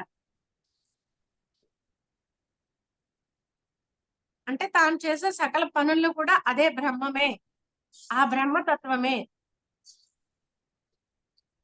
అని తెలుసుకుంటారు అని ఇక్కడ వివరిస్తున్నారు అనమాట.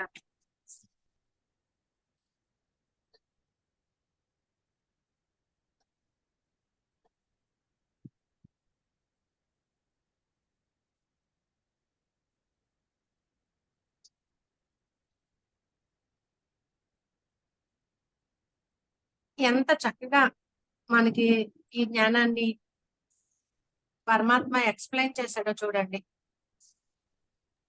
మనం ఏటిలో పడిపోతున్నాము, మనం ఎలాగ మాయలో పడిపోతున్నాము, ఏ విధంగా ఉంటున్నాము, మనం ఎలా ఉండకూడదు, ఎలా ఉంటే మనం మోక్షాన్ని పొందుతాము, ఆనందంగా ఉంటాము, ఈ జీవితాన్ని ఆనందమయం చేసుకుంటాము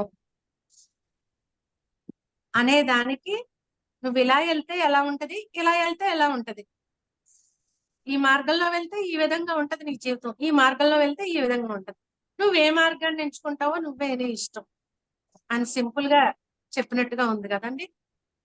అవునండి. ఇలాగే ఉండని చెప్పలేదు, ఈ మార్గంలో వెళ్తే ఎలా ఉంటది, ఈ మార్గంలో ఎలా ఉంటుంది, నువ్వు ఏ మార్గాన్ని ఎంచుకుంటావో నీ ఇష్టం. Thank you masters. ఈ అధ్యాయం పూర్తయిపోయింది. మనం వచ్చే వారంలో అక్షర పరబ్రహ్మ యోగం, ఈ 8వ అధ్యాయం అన్నమాట. క్షరము అంటే నశించేది, అక్షరము అంటే నశించేది, ఏది నశించనిది మనం ఇంకా ఇంకా ఇంకా ఇంకా వివరంగా ఎక్స్ప్లెయిన్ చేస్తున్నారు అనమాట. అందుకనే నశించని వాడు కాబట్టే పరమాత్మ అక్షర పరబ్రహ్మ యోగము అన్నాడు. పరమాత్మ శాశ్వతమైన వాడు కాబట్టి అక్షరము అన్నాడు. ఆ అక్షర పరబ్రహ్మ యోగం ఈ అధ్యాయం గురించి మనం వచ్చే వారం మళ్ళీ శుక్రవారం తెలుసుకుందాము. Thank you masters. ఇంతవరకు మీరు ఎంతో శ్రద్ధగా ఎంతో ఓపికగా విన్నందుకు మీ అందరికీ నా హృదయపూర్వక ధన్యవాదాలు. Thank you. Thank you madam. చాలా చాలా అద్భుతంగా ఏంటంటే మనకి అన్ని 2 మార్గాలు చెప్పారు. ఆ మార్గం వెళ్తే ఎలా, ఈ మార్గం వెళ్తే 2 మార్గాలు చూపించారు చక్కగా. ఏంటంటే శాశ్వతమైనది మనం పట్టుకోకుండా అశాశ్వతమైనవి పట్టుకొని అనేక రకాల బాధలు పడుతున్నాం. ఏంటంటే మన చేతుల్లోనే ఉంది, ఆ చింతనంతా కూడా మన చేతిలో ఉంది. శాశ్వతమైన దాన్ని పట్టుకుంటే సంతోషంగా ఆనందంగా ఉంటాం, ఆ పరమాత్మను పట్టుకోవట్లేదు. ఇంకా వేరే రూపాలని నామాలను పట్టుకొని అవి శాశ్వతం కాదు. మన శాశ్వతమైంది ఏంటంటే మన శ్వాసతో ఈజీగా చెప్పారు. శాశ్వతమైన దాన్ని పట్టుకోమని ఈజీగా చెప్పారు. అంత కాకుండా కోరికలతోటి అల్ప బుద్ధులతోటి ఇప్పుడు కౌరవులు చూడండి, వాళ్ళు ఏం కోరికలు కోరారండి, వాళ్ళు కావాల్సింది అల్ప బుద్ధితోటి వాళ్ళు కోరికలు కోరారు, పతనం అయిపోయారు. పాండవులు ఆ పరమాత్మనే కోరుకున్నారు, దిగ్విజయంగా ముందుకెళ్ళారు వాళ్ళు. అలాగే మనం కూడా మన శ్వాసను పట్టుకుంటే శాశ్వతమైన మార్గంలోకి వెళ్తామండి, ఏదైనా సాధించగలుగుతాం మనం. చాలా చాలా అద్భుతంగా తెలియజేశారు మాకు, ఎంతో వివరంగా తెలియజేశారు మేడం. మీకు వేల వేల కృతజ్ఞతలు మేడం. చాలా చాలా అద్భుతంగా చెప్పారు మాకు. ఇంకా తెలిసి ఇంకా ఇంకా చెబితే బాగుండానే ఉంటది కానీ టైం అయిపోయింది అని చెప్పని అనిపించలేదు మేడం అస్సలు. ఇంకా ఇంకా తెలుసుకోవాలి, ఇంకా వినాలని ఆతృతగానే ఉంటుంది ఇంకా. చాలా చాలా ధన్యవాదాలు మేడం. ఇంకా రేపటి నుంచి కూడా మేడం అష్టవక్ర గీతాన్ని మనకి తెలియజేస్తారు. సోమవారం నుంచి రేపు మధ్యాహ్నం నుంచి కూడా మనకి 2 వారాలు మనకి అద్భుతమైన జ్ఞానాన్ని తెలుసుకోబోతున్నాం మనం. అన్నపూర్ణ మేడం ద్వారా మనం తెలుసుకుంటాము. అందరూ కూడా మిస్ అవ్వకుండా అది అదంతా తెలుసుకుందాం మనందరం కూడా. ఓకే మాస్టర్, ఎవరైనా మాట్లాడాలనుకుంటే మాట్లాడండి. సునీత గారు మాట్లాడతారా? నమస్కారం మ్యామ్. నమస్తే సునీత మేడం. చాలా సంతోషంగా హ్యాపీగా ఉంది. నేను అనుకుంటున్నాను ధ్యానం చేయడం వల్ల నాకు అర్థం అవుతుందేమో భగవద్గీత. మీరు చెప్తుంటే నార్మల్ గా అయితే అర్థం చేసుకునే శక్తి ఉండేదేమో, అర్థం చేసుకోలేకపోతున్నామో అనిపిస్తుంది. మళ్ళీ ధ్యానం చేస్తూ మీరు చెప్పే అవి నాలెడ్జ్ తీసుకుంటుంటే ఏదన్నా మనకు రియల్ లైఫ్ లో జరిగే వాటి నుండి బాధ కలగట్లేదు. ఎలా ముందుకెళ్ళాలి, వాటిని ఎలా పరిష్కరించుకోవాలో తెలుస్తుంది. సంతోషంగా ఉంటున్నాం, ఆనందంగా ఉంటున్నాం. ఓకే, ఈ విషయాన్ని ఆ విషయంలో చాలా సంతోషంగా ఉంది మ్యామ్. వినాయకుడు కూడా అదే చెప్పారు. మనం గురువుల అంటే వినాయకుడికి తల్లిదండ్రులు గురువులు. మాకిప్పుడు మీరు చెప్తున్నారు, శైలేష్ సార్ మీరు చెప్పడం వల్ల మేము మా ఆత్మస్థితిని పెంచుకుంటున్నాము, ధ్యానం చేస్తున్నాము, ఎంతో జ్ఞానాన్ని పొందుతున్నాము. Thank you so much ma'am. Thank you. Thank you madam. Thank you. ధ్యానం చేయకపోతే ఇంకా బుక్స్ చదివినా కూడా చదువుతాము, ఓకే బాగుంది అనిపిస్తుంది, కానీ ఆచరణలో పెట్టము మనము. మనకి అర్థం కూడా కాదు ధ్యానం చేయకపోతే. ఆ జ్ఞానం మనకి పూర్తిగా అర్థం కాదు, అందుకే పెట్టలేము. చాలా చాలా సంతోషం. బుక్ అంతా అయిపోద్ది, చదవటం అయిపోద్ది, కానీ ఇది ఇక్కడికి రాదు. మన సాధన లేకపోతే ఇక్కడికి రాదు. కరెక్ట్ మేడం మీరు చెప్పింది. చదవటం అంతా అయిపోద్ది, పేజీలన్నీ అయిపోతాయి, కానీ బుర్రకెక్కదు. జ్ఞాన సాధన ఉంటేనే మనం తెలుసుకోగలుగుతాం. కరెక్ట్ మేడం అది. అడ్మిట్ చేసుకొని మాట్లాడండి మాస్టర్ సార్. నమస్తే మేడం. నమస్తే సార్. నమస్తే మేడం. చంద్రకళ గారు మాట్లాడండి. హలో మాట్లాడండి మేడం. నమస్తే మేడం. అందరికి జై శ్రీరామ్ మేడం. అన్నపూర్ణ మేడం చాలా బాగా చెప్పారు మేడం. మాకు తెలియని విషయాలు చాలా చెప్తున్నారు మేడం. Thank you madam. చాలా బాగుంది madam Bhagavad Gita. Thank you madam. వింటుంటే ఇంకా వినాలా అనిపిస్తాను మేడం. టైం అయిపోయినట్టు అనిపించడం లేదు అసలు. Thank you madam. Thank you madam. Thank you madam.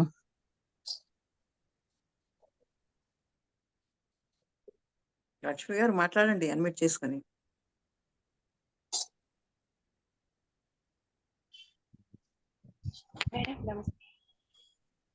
నమస్తే మేడం.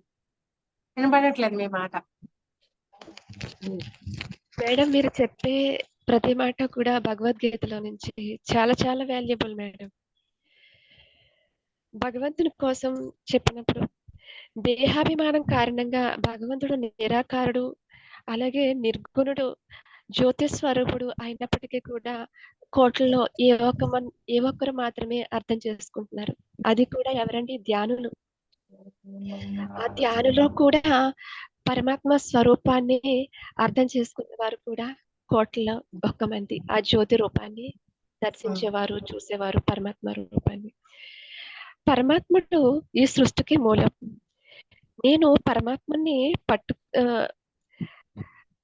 పట్టుకోవాలా లేదా, అంటే యథార్థ రూపాన్ని పట్టుకోవాలా లేదా అనేది మన యొక్క జ్ఞానం పైనే ఆధారపడి ఉంటుంది. అలాగే భగవంతుడు అన్నారు, నా భక్తులు నన్నే పొందుతారు, అలాగే దేవతలను భక్తి చేసేవారు దేవతలను పొందుతారు. మరి ఆ దేవతల ద్వారా కూడా శక్తినిచ్చేది నేనే. మీరు అన్నట్టుగా గవర్నమెంట్ పరమాత్మదైతే మిగిలిన వారందరూ కూడా దేవాత్మలు. పూర్ణ బుద్ధి కలవారు నన్నే పొందుతారు.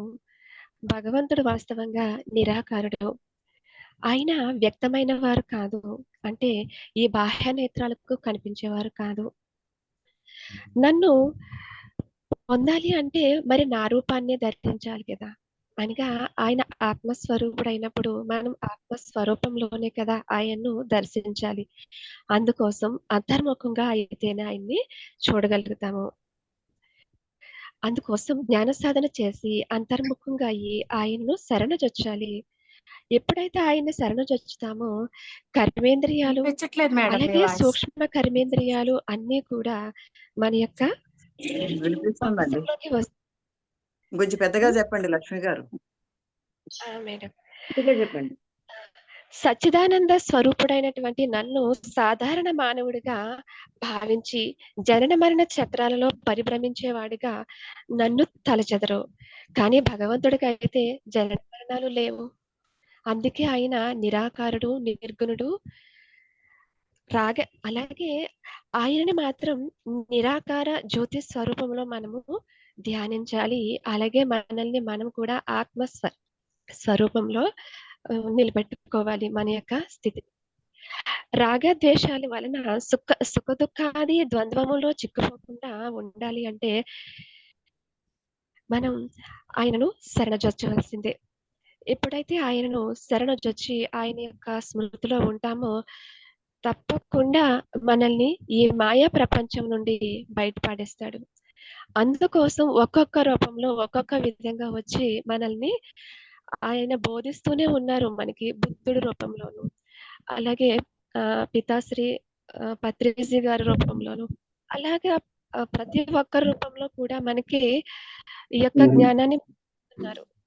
పిల్లలు మీరు నా పిల్లలు ఆత్మస్వరూపులు, నేను కూడా ఆత్మస్వరూపాన్ని. ఆత్మస్వరూపాన్ని నేను అని మహాజ్ఞానులు కోటిలో ఏ ఒక్కరు మాత్రమే నన్ను తెలుసుకుంటారు. పట్టుకోవాల్సిన దాన్ని పట్టుకోండి అని మనకి అందరి ద్వారా కూడా ఆ పరమాత్మ సందేశాన్ని ఇస్తున్నారు. నాకైతే హృదయం నిండిపోయింది madam. Thank you. Thank you.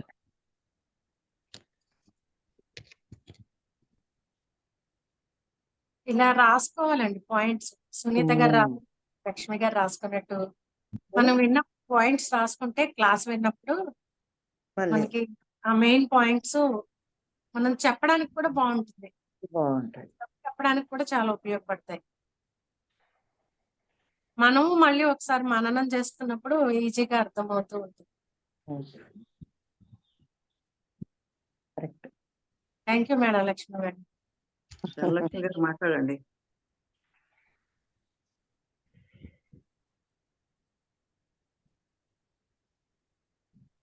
నమస్తే మేడం. నమస్తే అండి. దివ్యాత్మ స్వరూపులైన జూమ్ సెషన్ లో ఉన్న సభ్యులందరికీ నమస్కారం. మేడం, మీరు మొదలుపెట్టిన అప్పటి నుంచి చివరి వరకు ఒక రకమైన ఆనందం అన్నమాట. ఎందుకంటే ప్రతిదీ అనుభూతి చెందితే ఎంత ఆనందంగా ఉంటుందో, ఇది భగవద్గీత వింటున్నప్పుడు, ఇప్పుడంటే చదువుతున్నాము, మీ ద్వారా వింటున్నాం, మరి మీరు చెప్తుంటే అది ఇంకా బాగా అర్థమవుతుంది అన్నమాట. నేను ఇంకా 4వ అధ్యాయంలోనే ఉన్నాను. అంటే పూర్తిగా భగవద్గీత చదివితే ఎలా ఉంటుంది అంటే నేను ఎలా చెప్పాలి అర్థం కావట్లేదు. అదే పీల్ తీసి ముక్కలు కట్ చేసి మిక్సీకి వేసి ఆ పని లేకుండా మీరేం చేస్తున్నారంటే జ్యూస్ ఇచ్చేస్తున్నారు మాకు. ఒక్క ఇది మీరు చెప్పేది, నేను చదివేది, ఇవన్నీ చూసుకుంటుంటే మేడం ఇంకా పత్రిజీ సారు ఎంత వాల్యుబుల్ విషయాలు పెట్టారు. ఒక అసలు మొత్తం అదే ఒక కరెక్ట్ మాస్టర్ అంటారు కదా, బుల్లెట్ పాయింట్స్ చెప్తారని. ఇంకా ఆయన మీద గౌరవం పెరిగింది మేడం ఇంకా ఇది వింటుంటే. ఎందుకంటే ఎన్ని రకాలుగా చెప్పినా కూడా చివరికి ఇదే చెప్పాడు పరమాత్మ కూడా. అవును, నేను చేసుకున్న దాన్ని బట్టి. అప్పుడు ఒక్కొక్కటి అది ఇది కాకుండా మేడం ఇంకా చెప్తూ ఉంటే ఇంకా టైం సరిపోదన్నమాట. నేను క్లుప్తంగా చెప్తాను. నేను మా తాతయ్య గారు ఇవన్నీ చెప్పే టైంలో గజేంద్ర మోక్షం చెప్తున్నారు ఒకరోజు. అంటే ఇంకా 4 పెద్దోళ్ళు కూర్చుని తర్కించుకునే వాళ్ళని. అక్కడ మాకు ఇష్టం లేకపోయినా అమ్మో బలి చేసేసారు మమ్మల్ని అన్నట్టే కూర్చునే వాళ్ళం. కూర్చుని వినేటప్పుడు నేను అడిగాను అనమాట. అప్పుడే అడిగాను, ఏంటి ఇన్ని దేవుళ్ళు అని చెప్తారు మీరు, ఈ కాసేపు ఇది అంటున్నారు, మళ్ళీ నరసింహ శతకం చదివించి అది గొప్ప అని చెప్తున్నారు, ఇక్కడ ఇది చెప్పి ఇది గొప్ప అని చెప్తున్నారు, అక్కడ వామనుడు గురించి చెప్తున్నారు అది గొప్ప అని చెప్తున్నారు, ఇంతమంది దేవుళ్ళు ఉన్నారా అని అడిగినప్పుడు ఆ మూల చైతన్యం ఒక్కటే. ఆ మూల చైతన్యాన్ని ఇన్ని చోట్ల ఇన్ని రకాలుగా ఇన్ని రూపాలు, అసలు రూపమే లేదు, నామమే లేదు. అలాంటి మూల చైతన్యాన్ని మనం ఏంటంటే అంతటా ఉన్నది ఒక్కటే అని స్థిరం చేసుకుని అంతటా దర్శించాలి. అదే తులసి కోటకి పూజ చేస్తుంది చూడదుగో మీ అమ్మ, ఆ చెట్టులో పుట్టలో మన అదే సాంప్రదాయంలో ఇవన్నీ దర్శించినప్పుడే భక్తి స్థితం అవుతుంది. అది చివరికి ఏకత్వంలోకి వస్తాము. ఇవన్నీ చెప్పేవాళ్ళు అనమాట. అది తెలియకుండానే అప్పుడే తెలుసుకున్నాను, అదే స్థితమైంది, అదే ఉండే కొద్దీ దాన్ని అనుభూతి చెందుతుంటే ఆహా ఇంకది వర్ణనాతీతం మేడం ఆ హ్యాపీనెస్ అయితే. ఎందుకంటే నేను ధారపల్లి వెళ్దాము అనుకున్నాం ముందు రోజు. మన్నాడు సార్ మెడిటేషన్ లో కూర్చున్నప్పుడు నాకు భగవాన్ రమణులు ఒక రాడు మీద కూర్చుని ఎలా అయితే దర్శనం ఇచ్చారు మేడం, అది చెప్పాను ఆ రోజు. నేను ఇక్కడ ధారపల్లి వెళ్ళాను. వెళ్ళిన తర్వాత మహాతార్ బాబాజీ గారు పిరమిడ్ లోకి వెళ్దామని నేను వెళ్ళిన వెంటనే అక్కడికి పిరమిడ్ లోకి వెళ్ళి కాసేపు కూర్చుందాం అనుకున్నాను. అనుకుని వెళ్ళేసరికి అక్కడ నేను ఏ రూపం అయితే చూసానో అదే రూపంలో అలా రాడు మీద కూర్చుని ఈ సైడ్ పత్రిజీ గారు, ఈ సైడ్ ఏమో అమ్మ రమణ భగవానులు.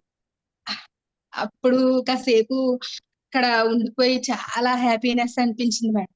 అలా అయ్యింది. ఆ మెడిటేషన్ కాసేపు చేసుకుని వచ్చిన తర్వాత నాకు లోపల నుంచి వచ్చింది. నేను దాన్ని ఆ రమణుల వారి దర్శనం ఇచ్చిన తర్వాత గురుతత్వం గురించి ఒకటి ఏదో వస్తుంది, నా గురోరధికం అని ఈ తత్వం గురుతత్వం గురించి అయ్యి వస్తుంది, కానీ నేను దాన్ని సరిగ్గా పట్టుకోలేకపోయాను. నేను వెళ్ళి అక్కడ మీటింగ్ లో కూర్చున్నప్పుడు అక్కడ స్వామీజీ వచ్చి ఆ గురుతత్వం గురించి ఎక్స్ప్లెయిన్ చేస్తే నిజంగా ఇంకా అక్కడ పొందిన ఆనందం కూడా అద్భుతం మేడం. అది అలాగనమాట. ఆ రోజు నిజంగా చాలా బాగుంది మేడం. అక్కడ దారపల్లి అయితే మీరు చూసే ఉంటారేమో నాకు తెలీదు, చాలా బాగుంది మేడం. వాటర్ ఫాల్స్ బాగుంది మేడం. మన వాళ్ళందరూ అది పలువురు గ్రీన్ గారు అయ్యి వాళ్ళందరూ తీసుకెళ్లి అక్కడ స్టేజ్ మీద సీతాకుమారి మేడం ఉన్నారు, అక్కడ పాటలు అంటే పాట పాడొచ్చిన తర్వాత మేడం మా జూమ్ లో కూడా మీరు తప్పకుండా క్లాస్ చెప్పండి మేడం, మీరు వారానికి 2 రోజులు ఒక రోజు తీసుకోండి అని అడిగారు. ఒక రోజు వద్దు మేడం అంటే ప్రతి సండే చెప్పమన్నారు. ఓకే చెప్పాను మేడం. అలా ప్రతి విషయంలోని మేడం మూల చైతన్యం అని ఈ రోజు చెప్పింది నాకు ఆ ఫస్ట్ నుంచి ఆ జ్ఞాపకాలన్నీ వస్తూనే ఉన్నాయి మేడం. మీరు చెప్తుంటే చాలా హ్యాపీ అనిపించింది madam. Thank you madam. Thank you. నమస్తే అన్నపూర్ణ మేడం. నమస్తే అండి. ఈ రోజు చెప్పిన టాపిక్ చాలా బాగుంది. దేవుళ్ళు దేవుళ్ళు దేవుళ్ళు అని, ఈ దేవుడు కాదు ఆ దేవుడు, ఆ దేవుడు కాదు ఈ దేవుడు అని ఇన్నాళ్ళు ముఖ్యం. ఇప్పుడు అయితే ఏకత్వం, అన్ని దేవుళ్ళు ఒకటే మన పరమాత్మ అని, మన జీవాత్మే పరమాత్మ అని తెలుసుకుని ఇందులోకి చేరాక చాలా బాగుంది మేడం. మీరు చెప్తుంటే అవన్నీ జ్ఞాపకం వస్తున్నాయి.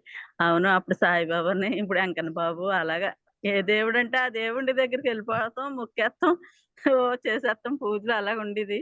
ఇప్పుడైతే చాలా మార్పు వచ్చింది, మనలోనే ఉన్నాడో దేవుడు అని తెలుసుకోగలిగాం. మీరు చెప్తుంటే ఇంకా బాగా వివరంగా అందులో మమేకమై చెప్తున్నారు మీరు, మేము వింటాం కూడా. అలాగే ఏంటంటే చాలా బాగుంటుంది మేడం, చాలా బాగుంది. Thank you madam. ఏ దేవుడు కోరికలు తీరిస్తే ఆ దేవుడిని పట్టుకోవడం, ఏ దేవుడు కోరికలు తీరట్లేదు సాయిబాబా పూజ అనేవాళ్ళు, ఓసారి వెంకన్న పూజ అనేవాళ్ళు, ఏ దేవుడికి ఏ కోరిక తీర్చేస్తే ఆ దేవుడి దగ్గరికి వెళ్ళిపోతా ఉండేవాళ్ళు. ఇప్పుడైతే లేదు, మనదంతా ఒకటే దేవుడు, ఒకటే పరమాత్మ అనిపిస్తుంది. ఇంకా అన్ని దేవుళ్ళు పట్టుకోవటం ఏంటంటే మన కోరికలు తీరే దేవుడు ఏ దేవుడు అని పట్టుకోవటం అంతే. అదే నిజం. అవును. నమస్తే ఎవరైనా మేడం. మాట్లాడు. నమస్తే సార్. నమస్తే కుటుంబ సభ్యులకు అందరికి శుభోదయం మేడం. శుభోదయం సార్. ఇప్పుడు మేడం అన్నట్టు దేవుడి దగ్గరికి పోతే కోరికలు తీరుతాయంటూ అప్పుడు కర్మ తీరినప్పుడు ఆ స్వామి దగ్గర పోయినప్పుడు మనకు కొద్దిగా ప్రతిఫలం వస్తుంది.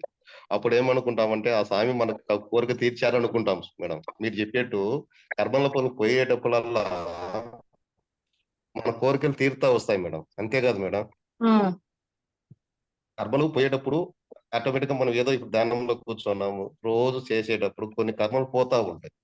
ఆ కర్మలు పోయినప్పుడు ఆ స్వామి దగ్గర పోయి ఆ స్వామి చేశాడు అనుకుంటాం. కానీ మేము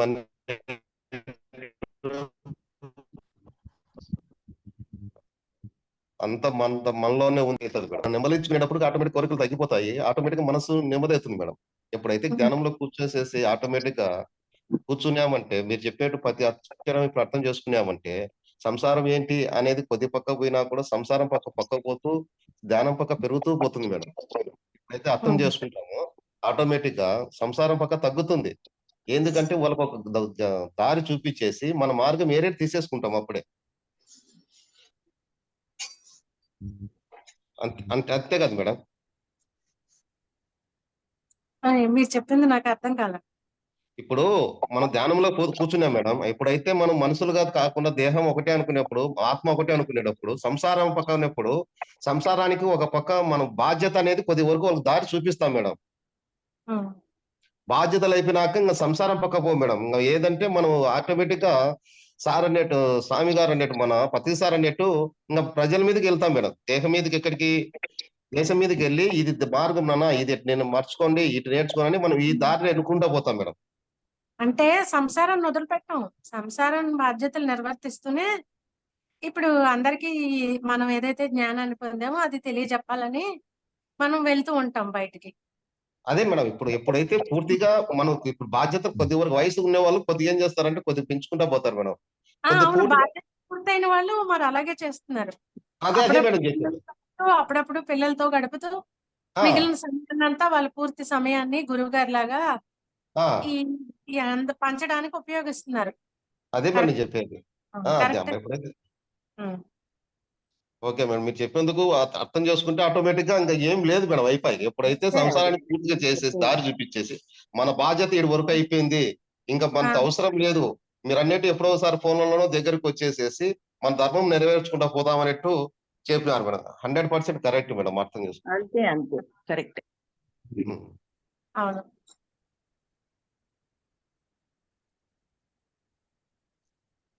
నాగరత్నం గారు మాట్లాడండి madam. Thank you Sudhakar sir. Thank you madam. నమస్తే మేడం. నమస్తే అండి. నమస్తే నమస్తే నమస్తే. చాలా చాలా బాగా చెప్తున్నారు. కాకపోతే ఈ దీంట్లో కొన్ని కొన్ని ఎందుకు వదిలేస్తున్నారు భగవద్గీతలో ఒకటొకటి అట్లా అధ్యాయంలో కొన్ని శ్లోకాలు ఎందుకు అన్ని శ్లోకాలు చెప్పట్లేదని కదా మీరు అనేది? మనకి టైం సరిపోదు. ఇంచుమించు దగ్గరగా వివరణ ఉంటుంది. కొన్ని శ్లోకాల్లో దగ్గరగా ఉంటుంది వివరణ. అందుకని కొన్ని శ్లోకాలు స్కిప్ చేస్తున్నాను అన్నమాట. ఓకే ఓకే అర్థమైంది మేడం. అర్థమైంది. ఎందుకు అలా మీరు ఒక్కరే కాదు చాలా మంది ఇలా వదిలేస్తున్నారు. ఎందుకు అది అని అంటే ఒక దాంట్లో ఒకటి అటు ఏమంటారు అంటు పెట్టుకుని ఉంటాయి ఒకటి అని చెప్తున్నారు. దగ్గరగానే సేమ్ వివరణలు చెప్తే మనకి చెప్పడానికి టైం సరిపోదు కదా. చూడండి ఒక అధ్యాయం ఎన్ని రోజులు పడుతుంది మనకి దానికోసం. వివరణ ఒకలాగా కొంచెం ఆ భావం అంతా కొంచెం ఒకలాగానే ఉండట్టుంటదండి. అందుకని మేడం అలా చేస్తున్నారు. ఓకే అండి. ఇంకెవరైనా మాట్లాడాలనుకుంటే మాట్లాడండి అన్మ్యూట్ చేసుకొని. పద్మా విజయ్ గారు.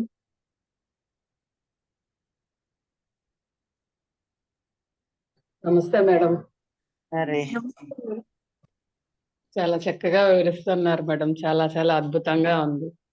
అన్ని రూపాలు ఒకటే, అందరి దేవుళ్ళు ఒకరిగానే చూడాలని చక్కగా వివరిస్తున్నారు. చాలా అద్భుతంగా ఉంది. వింటా ఉంటే ఇంకా వినాలని అనిపిస్తుంది. చాలా బాగుంది. Thank you madam. Thank you madam.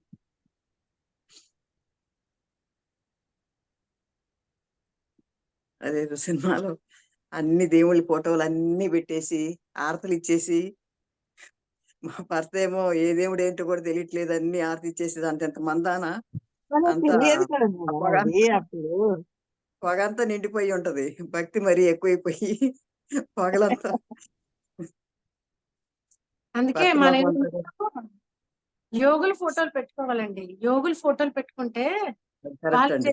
సాధన చేశారు కదా, యోగులైతే సాధన చేశారని మనకు గుర్తొస్తూ ఉంటుంది. అప్పుడు మనం కూడా సాధన చెయ్యాలి, వీళ్ళలాగా వాళ్ళలాగా మనం కూడా ఎదగాలి అని మనకి గుర్తు చేస్తూ ఉంటారన్నమాట. అవునండి.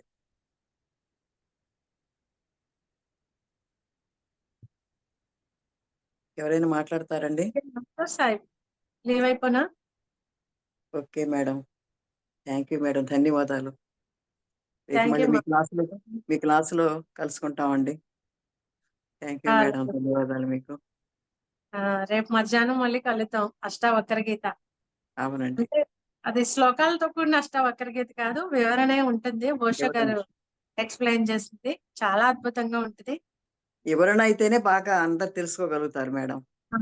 శ్లోకాలు చదివినా కూడా మళ్ళీ వివరణ లేకపోతే ఏమి అర్థం కాదు అది కదా. కూడా బుక్ ఉంటుంది, అది కూడా బుక్ ఉంది కదా madam, Ashtavakra Gita book.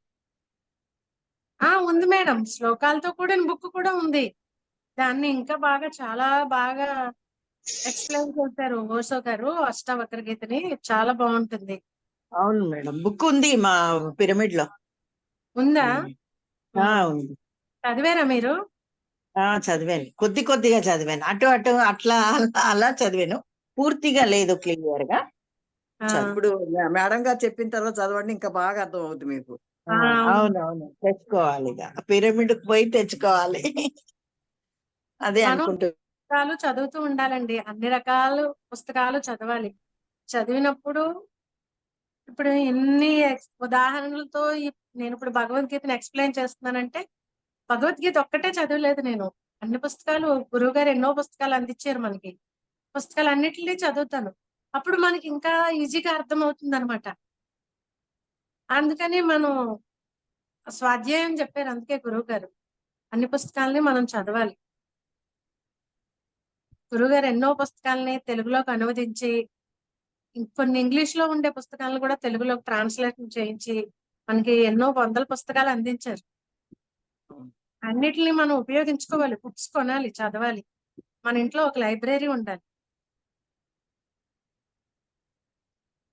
Thank you masters, thank you. Thank you. Thank you. నమస్తే, థ్యాంక్ యూ.